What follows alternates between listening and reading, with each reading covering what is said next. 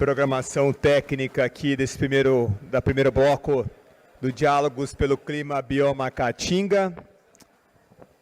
Então, dando sequência à programação técnica, neste momento ouviremos a palestra Resiliência e Adaptação com base nos saberes da Caatinga, transformando desafios em oportunidades na construção de uma agenda climática, que será proferida pelo enviado COP30, Fórum Brasileiro de Mudança do Clima, Sérgio Xavier. A forma de participação é a mesma da primeira palestra, com as perguntas sendo enviadas via link do QR Code que está disponível na tela. E para o pessoal do YouTube, o link vai ser enviado no chat. Tá certo? Então, passo a palavra então ao Sérgio. Seja muito bem-vindo.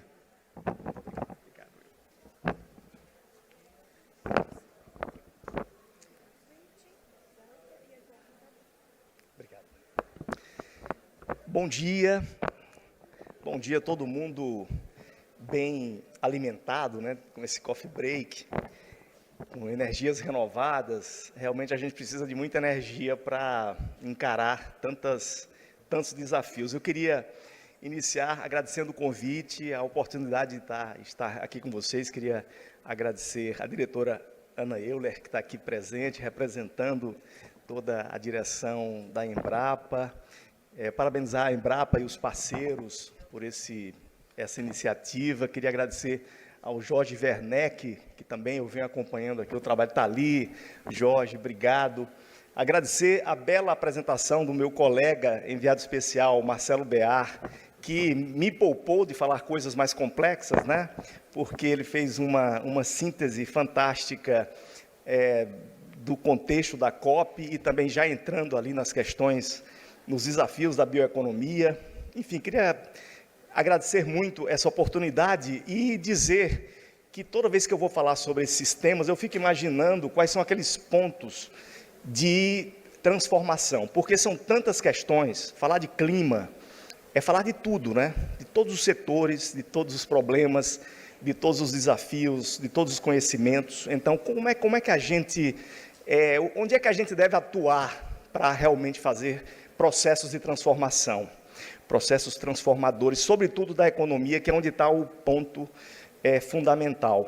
Então, eu sempre brinco dizendo que a gente tem que fazer uma espécie de do-in antropoecológico, né? Ou seja, tocar naqueles pontos que você ativa o organismo inteiro, né? Na hora que você começa a tratar aqueles pontos estratégicos, o organismo começa a se revitalizar, porque a gente está falando exatamente de um organismo vivo, né? Um organismo vivo que é composto por toda a humanidade e todas as espécies de vida.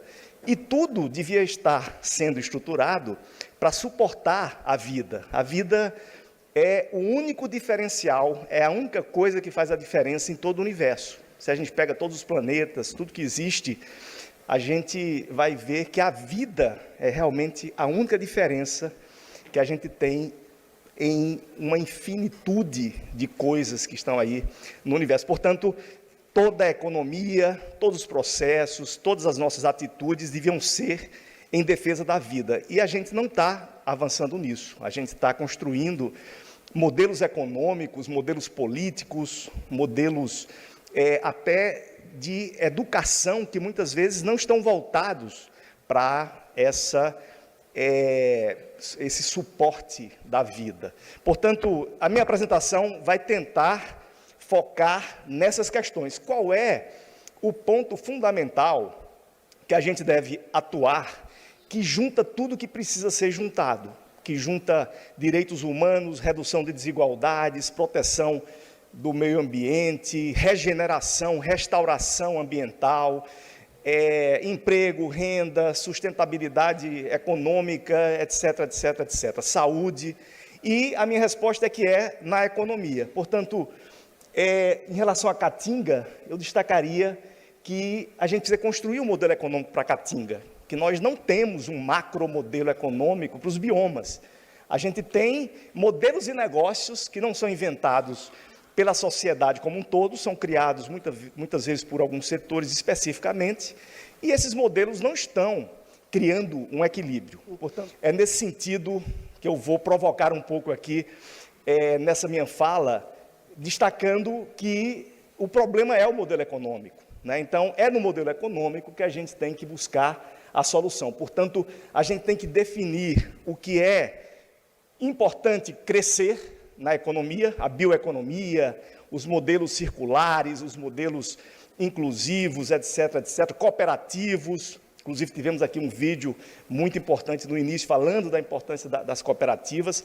Então, a gente tem que construir realmente modelos econômicos que possam crescer, porque são saudáveis, são restauradores, são regenerativos, são resilientes, etc., etc. Tem aqueles que devem se estabilizar, que já chegou no limite, e aqueles que devem decrescer, como, por exemplo, a emissão dos combustíveis fósseis. A gente tem que reduzir os combustíveis fósseis. Portanto, é exatamente nesse campo que eu acho que está a construção das soluções. E eu imagino que as unidades de referência para a gente reinventar a economia devem ser as bacias hidrográficas. As bacias hidrográficas em cada bioma, porque é exatamente nas bacias que a humanidade se estruturou para evoluir. A gente nasceu em torno de bacias, né? A humanidade inteira, desde a pré-história, escolhe as bacias e, infelizmente, a economia destrói as bacias. Então, a gente precisa criar modelos onde, no modelo de negócio, esteja a regeneração. Hoje a gente tem a economia apartada. Aliás, eu vou mostrar uma telinha aqui na frente que explica melhor isso.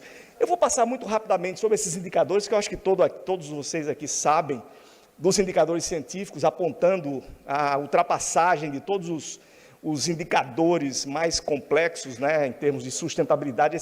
Essa figura é muito famosa e mostra o quanto a gente já passou em diversos aspectos, desde poluição, plástico, poluições de todos os tipos, até a perda de biodiversidade, que é esse indicador que está mais ali acima, mostrando que a gente está numa velocidade muito grande de destruição da biodiversidade. Para recompor tudo isso, a gente precisa criar modelos complexos, sistêmicos, né? Juntando economia, política pública, participação social, etc., etc. Vou passar muito rápido também aqui esses gráficos, certamente vocês conhecem, mostrando a relação entre o aumento da temperatura e a concentração de CO2 na atmosfera. Então, é um indicador científico que mostra que quando aumenta as emissões, aumenta a temperatura. Aqui os setores que mais emitem: cimento, gás, petróleo, carvão, uso da terra. Notem que 3 deles é exatamente no setor de energia.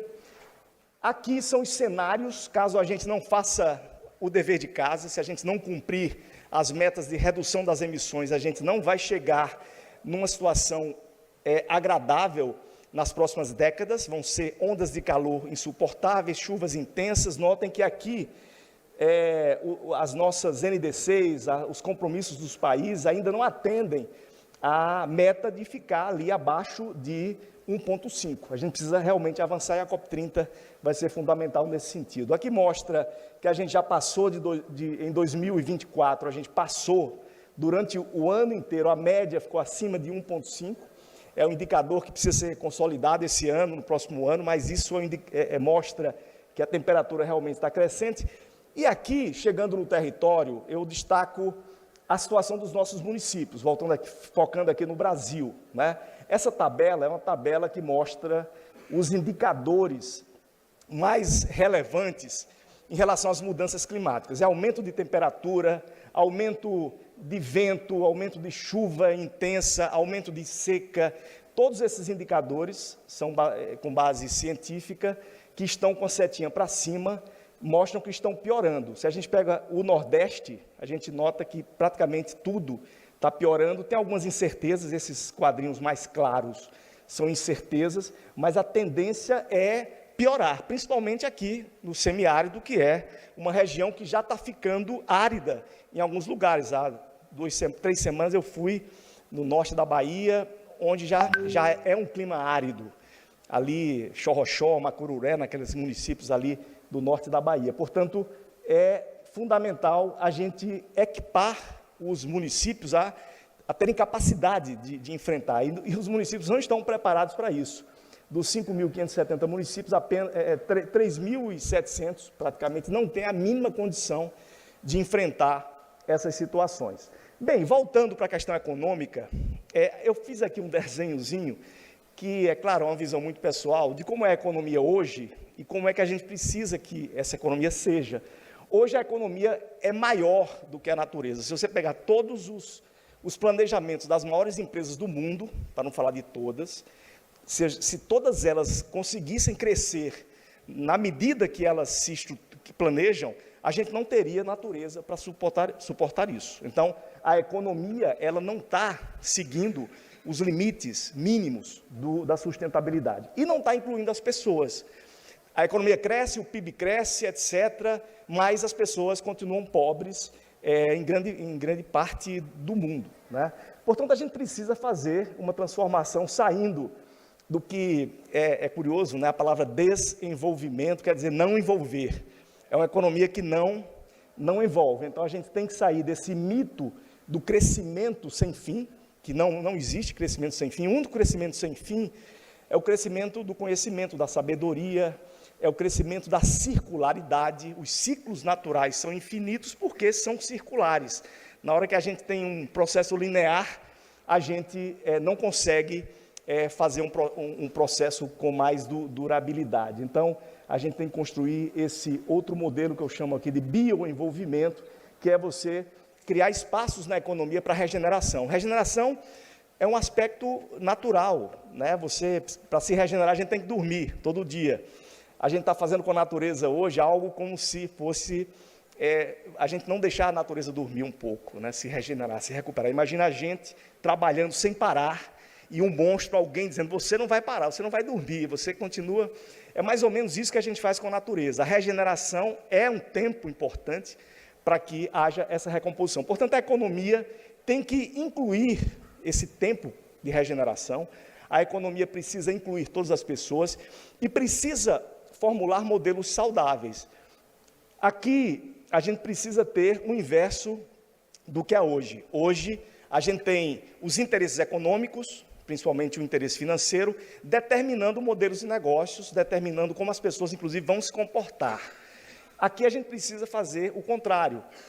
Os biomas, a regeneração de bacias, a proteção das águas, principalmente no sertão, no semiárido, na nossa caatinga, a saúde como referência, modos de vida respeitando as culturas locais, etc., etc. Tudo isso deve orientar a economia. A economia tem que ser conectada com os valores, as características de cada território. Não pode ser um modelo que foi inventado na Califórnia e, de repente, a gente querer que os jovens brasileiros estejam ali fazendo aquilo que não tem nada a ver com a cultura local, com o desejo, com os sonhos de cada lugar. Portanto, esse é um desafio. E aqui resume o que eu estava falando, que é exatamente a economia precisa se encaixar nos fluxos da natureza. Os fluxos existem, das águas, do nitrogênio, do gás, do carbono, etc., etc. Portanto, a gente tem que criar uma economia que se encaixe nesses ciclos. É como se a gente hoje quisesse surfar contra a onda, contra a força da onda. Não funciona. A economia tem que pegar carona na força da natureza, nos ciclos biogeoquímicos. A gente hoje quebra esses ciclos e por isso que estamos chegando a essa situação muito crítica. Em síntese, o que eu tenho dito é que a gente tem aqui um grande conflito do século XXI, é exatamente modos de vida e modelos de negócios. Nem sempre os modelos de negócios cuidam de uma vida saudável. Aliás, grande parte dos produtos que a gente tem no mercado são insalubres, são ruins, não são bons para a gente. Então, é a economia que produz doença, produz problema, produz estresse, produz ansiedade, né? A gente está criando jovens ansiosos com as redes sociais, ou seja, os modelos de negócios estão destruindo a qualidade de vida. Portanto, a gente precisa se contrapor a isso, criando novos modelos de negócio, já que a economia é essa coisa que a gente não pode desconsiderar. A gente tem que criar antídotos, modelos de negócios que nunca são discutidos com as comunidades. Quem discute modelos de negócios são os investidores, os empresários, e a gente precisa discutir modelos de negócios na base da sociedade. A gente chega no máximo na política pública ou na regulação, com participação social. Depois disso, vira modelo de negócio e aí cada um que se vire, e quem tem mais poder, mais dinheiro, etc., acaba prevalecendo e criando hegemonias que nem sempre são as melhores para os trabalhadores, para as comunidades. Portanto, é nesse campo que a gente precisa atuar, e eu vou mostrar rapidamente, para terminar, algumas ações que a gente está desenvolvendo no sentido de criar ambientes nas cidades, nos territórios, para que a gente possa ir construindo esses modelos. Esses modelos, eles têm que considerar, rapidamente, um processo de implementação de políticas públicas, simultaneamente fazendo a transformação da economia. Então, a gente tem o Plano Clima, o Plano de Revitalização do Rio São Francisco, por exemplo, temos o Plano de Transformação Ecológica do Ministério da Fazenda, temos inúmeros planos municipais, estaduais, federais, etc., e esses planos estão espalhados, desconectados, e precisam ser integrados, e integrados no plano econômico de cada território. Então, isso é complexo para fazer, a gente está usando inteligência artificial, usando tecnologias para juntar tudo isso, e você falar com um sistema onde as informações estão seguras ali. Você sabe que ali só tem documentos oficiais, pesquisas científicas, planos definidos com a participação da sociedade, etc., etc. Estamos testando e parece que funciona. Eu tenho muita crítica em relação à inteligência artificial, mas a gente tem que usar essas ferramentas a favor do interesse público, e, nesse sentido, a ideia é integrar todos esses conhecimentos e, usando essas facilidades tecnológicas, começar a estruturar planos territoriais. A maioria das prefeituras não tem nem equipe técnica suficiente para fazer projetos. Um sistema desse pode ajudar a, pelo menos, estruturar projetos, a ligar com fontes de financiamento. É isso que a gente está discutindo no Fórum Brasileiro de Mudança do Clima e na Câmara de Participação Social, que nós estamos coordenando, que é ligada ao Comitê Interministerial de Mudança do Clima. Então, essa é a ideia, usando as vocações dos biomas, as características locais, as culturas locais, e criando plataformas de construção. Então, a gente está criando laboratórios de economia regenerativa e inclusiva, que junta academia, empresas, governos, comunidades, ONGs, etc., para desenhar modelos econômicos territoriais que sejam ideais.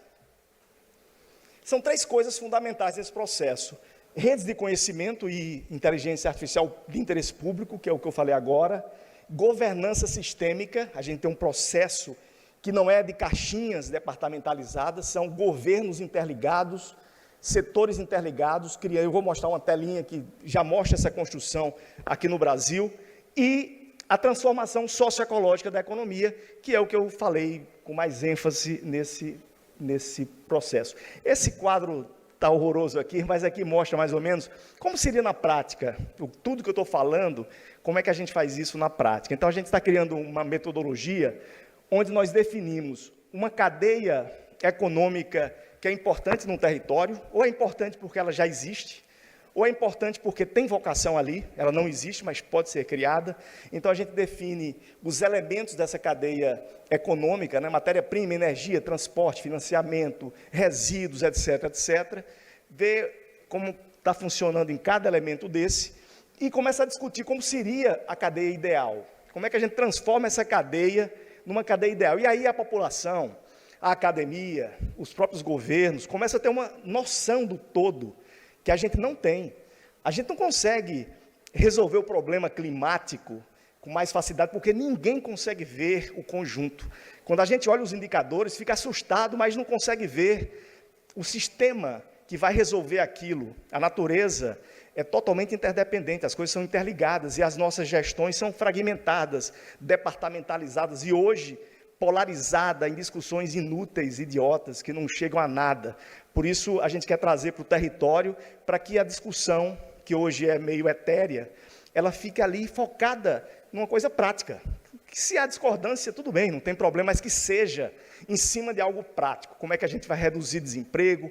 Como é que a gente vai recuperar o sistema hídrico de uma área muito seca? Como é que a gente vai enfrentar as ondas de calor? Coisas concretas, práticas, e é isso que a gente tem feito nos ambientes onde a gente está trabalhando. Para terminar, muito rapidamente, aqui é o Plano Clima, que é uma das nossas referências, construído com participação popular no Brasil, coordenado pelo Ministério do Meio Ambiente, com participação de praticamente todos os ministérios. Então, temos aqui 16 eixos.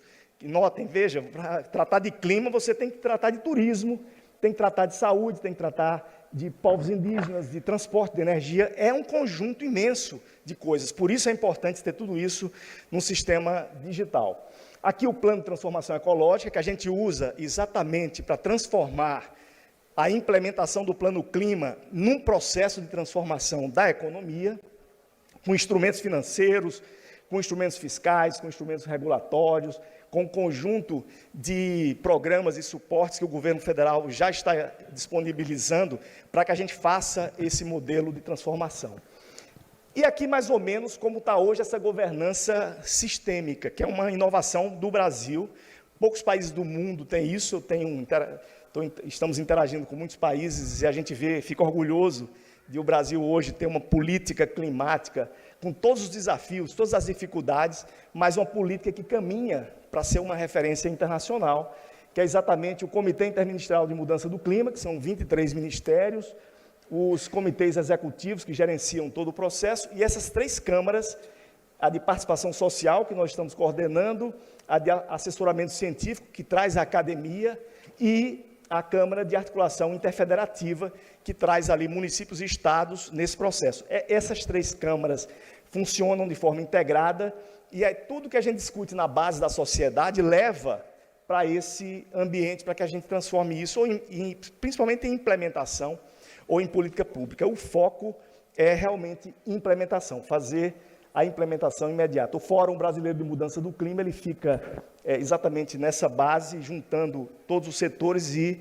articulando propostas para esse ambiente do Comitê Interministerial. O Fórum é ligado ao Presidente da República e a gente tem trabalhado muito, na verdade, na parte mais operacional, já que é mais uma coisa simbólica essa ligação com o Presidente da República.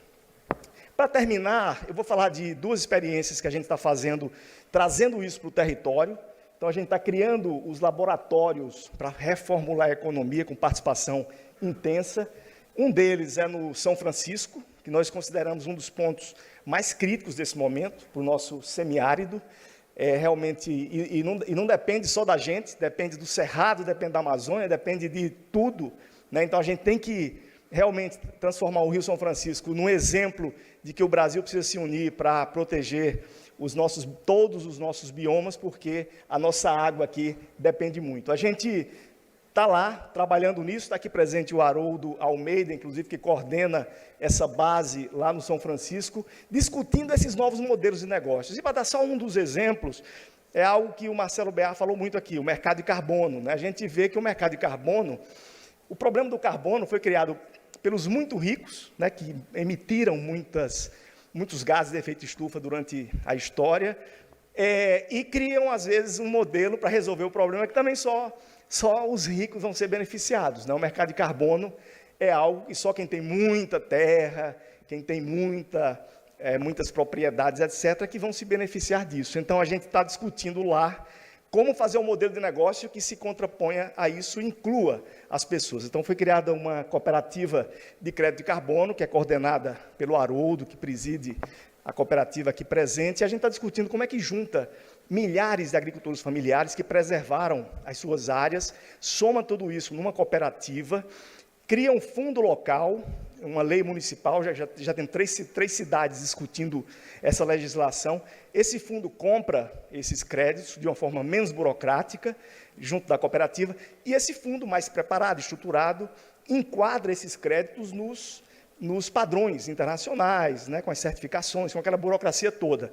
Portanto, é um exemplo de um modelo de negócio que pode incluir, que pode proteger, e quando a gente começou a falar sobre isso, né, Haroldo, alguns grandes desmatadores dessa região começaram a comprar áreas, porque acreditam, Marcelo, que o hectare, a tonelada de carbono, vai chegar ali a $70, né? E é uma receita importantíssima, que poderia fazer a diferença também para reduzir as desigualdades na região Nordeste. Portanto, sem me alongar, terminando aqui, o outro exemplo é na ilha de Fernando de Noronha. A gente está criando um laboratório, por ser uma ilha, fica mais fácil de fazer ali experiências mais mais específicas, junto com a comunidade, etc., onde a gente está discutindo uma série de possibilidades, e a gente escolheu um lixão para dar exemplo. É um projeto que regenera um lixão na ilha, que não deveria estar lá nunca, e só com recurso privado, para mostrar que os investimentos privados podem se transformar em modelos de negócios que são capazes de recuperar até um lixão e ainda ter sustentabilidade financeira. Então, a gente está fazendo isso. Hoje, já está praticamente bem perto de terminar. É o primeiro lugar que tem energia solar dia e noite, né? Uma parceria com a Neo Energia, tem os armazenadores, as baterias, e é um edifício, um prédio todo ecológico, com multiuso, com muita participação da comunidade. Bom, então aí os nossos contatos. Desculpem se eu passei do tempo, o mestre de cerimônia não me deu nenhum sinal aqui. Eu acho que eu fiquei aqui no tempo e queria agradecer mais uma vez, estou aqui à disposição. Obrigado, Sérgio. Não, o tempo foi certinho. A gente tem a primeira pergunta aqui do Renato, da Federal Rural do Pernambuco. Como podemos usar a COP30 para avançar com esse plano de transformação da bioeconomia ou da economia sustentável na Caatinga?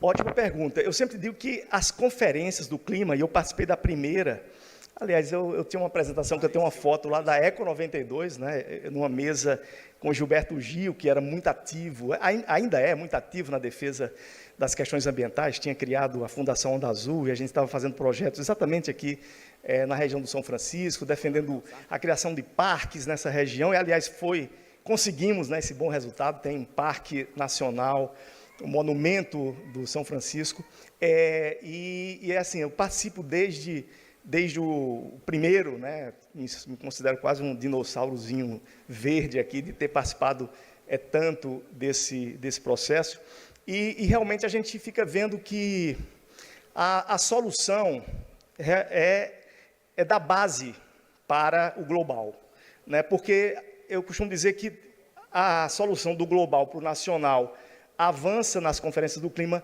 muito lentamente, né? O dinheiro não aparece, os acordos são feitos, mas não entram em operação na forma que deveria. Então, nós temos uma situação onde tem do global para o nacional, está andando de certa forma, e a gente espera que nessa COP30 haja um avanço, apesar de todas as dificuldades. Eu acho que o Brasil tem capacidade disso, inspira isso, e tem a outra metade, que é da base, do local para o nacional.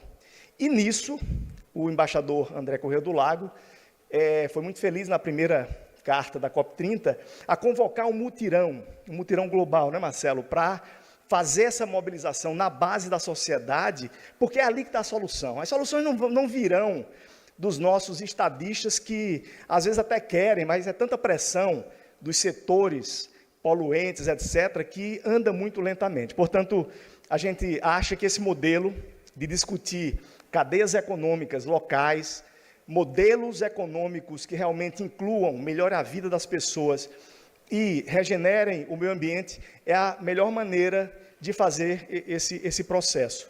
A gente acha que a COP30 ela vai ajudar a dar visibilidade, pelo menos é o que eu gostaria, de que os países podem, as sociedades podem avançar além dos seus governos. Aliás, os governos nunca são mais ágeis do que a sociedade. A sociedade inventa mais rápido, cria mais rápido, faz mais rápido. Os governos são muito lerdos. Portanto, somos nós que precisamos fazer essa revolução. E aqui, nesse encontro em Fortaleza, eu acho que nós temos uma amostra dessa capacidade científica, capacidade de mobilização social, a sabedoria ancestral, uma série de conhecimentos, uma série de possibilidades que nos dá muita esperança, né, de que, se a gente organizar de forma minimamente estruturada esses ingredientes, a gente consegue fazer uma mobilização e cumprir esse mutirão que o embaixador André Corrêa do Lago convocou. E nós estamos aqui, eu e Marcelo e tantos enviados especiais, trabalhando exatamente nesse sentido. Certo, Sérgio. Tem uma pergunta do Júlio Lima Oliveira. Oi? Tem aqui também. Não entendi. Espera aí, então. Enquanto eu vou levando, eu vou ler do Júlio, tá bom? existem projetos de bioeconomia que sejam modelo e já implementados no bioma Caatinga? Existem coisas muito boas no bioma Caatinga, mas ainda em escalas pequenas, né? A gente precisa criar a larga escala, e para criar a larga escala, precisa criar as cadeias econômicas que deem apoio a essas inovações, porque tem pesquisas, eu conheço vários projetos que tem ali a academia, tem a universidade participando, presente, tem empreendedores rurais ali, muito criativos e muito conscientes, usando a sabedoria popular para fazer as coisas. Tem muita coisa, mas está ali num esforço muito grande, que muitas vezes, como o Marcelo falou, não chega subsídio para isso, não chega incentivo. É uma loucura você inovar no Brasil. Eu trabalho com inovação, e para fazer essas coisas que a gente está falando, não é fácil, porque quem tem, muitas vezes, a capacidade de financiar, diz, não, nunca vi isso, essa é a palavra que eu mais ouço, nunca vi isso. Sim, exatamente, a gente vai ser o primeiro a fazer, né? Vamos fazer aqui, e depois o mundo vai acompanhar, porque não tem dúvida, vai funcionar, tem ciência, tem condições de fazer, o povo está participando e tal. Mas não, vamos esperar amadurecer e tal. Essa cooperativa de crédito de carbono, né, Haroldo, já faz aí 6 anos, foi antes da pandemia que a gente começou a discutir. E é claro que é uma coisa mais para debater, porque o mercado nem está regulado ainda, então demora um pouco.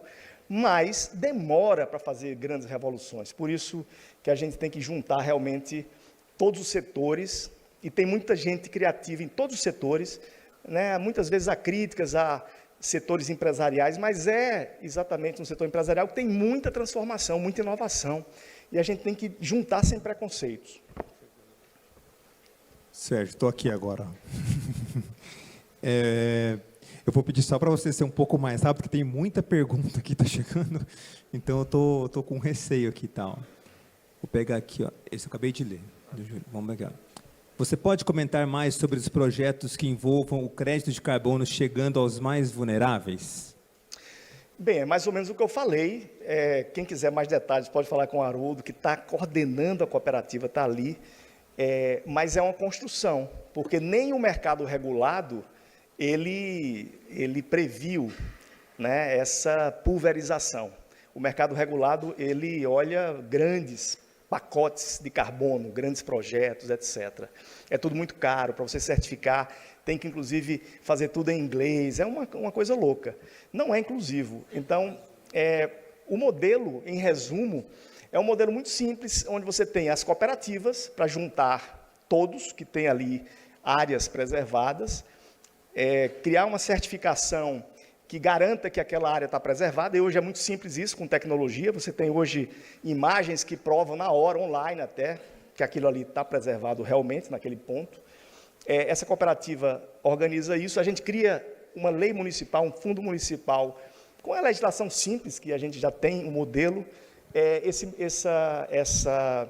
Esse fundo tem um comitê que define quais são as áreas prioritárias, onde vão ser compradas os créditos. Esse fundo pode receber recursos de diversas fontes.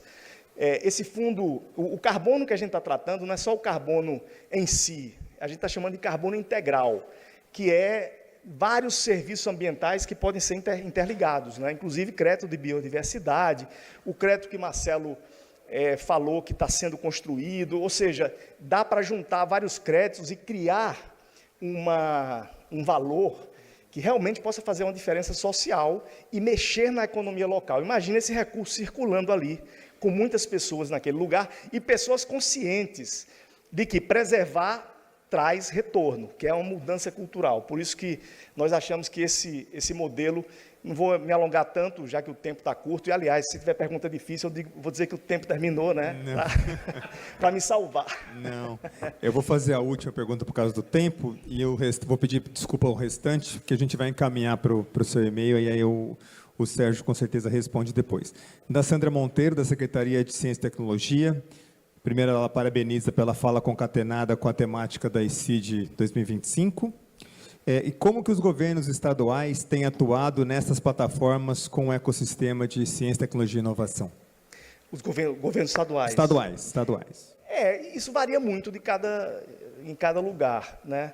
Mas o que eu tenho discutido é que existem iniciativas, existem políticas, existem recursos, existem todas as soluções, mas estão espalhadas, dispersas e muitas vezes isoladas, né? Muitas vezes sendo feitas num projeto especificamente. Se a gente pega a Bacia do São Francisco, vai perceber que precisa juntar todos os projetos, todas as iniciativas que existem e envolver os usuários do rio, da bacia, enfim, para pensar um plano integrado, onde cada uma das 520 prefeituras, por exemplo, tem alguma ação de proteção ao rio, né, que as empresas que usam o rio, a agricultura, etc., tenha também ali. Quando você vai somando isso, dá para fazer muita coisa pequena que somada.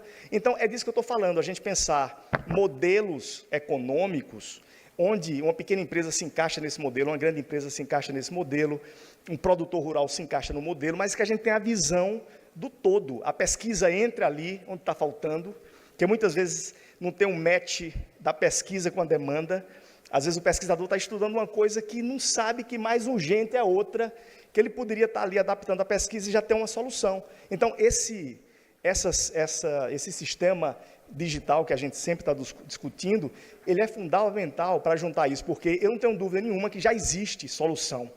Existe solução, por exemplo, para as embalagens. A gente podia já eliminar o plástico e muita coisa, mas as soluções biodegradáveis, elas não são ainda viáveis no mercado, porque são caras ainda, mas podem ficar viáveis se tiver subsídios, planejamento, incentivos, modelos de negócios que impulsionem. Portanto, é isso que a gente quer discutir, exatamente juntar todo mundo, principalmente ciência e tecnologia, que é fundamental nisso, porque as transformações aqui não são só de modelos políticos e modelos econômicos, é também de circularidade dos materiais, é de cadeias, o intercadeamento industrial, é uma série de coisas que são mais complexas e a tecnologia tem que entrar. Eu acho que o tempo terminou, eu agradeço mais uma vez, ainda bem que eu consegui responder as perguntas, né? Muito obrigado.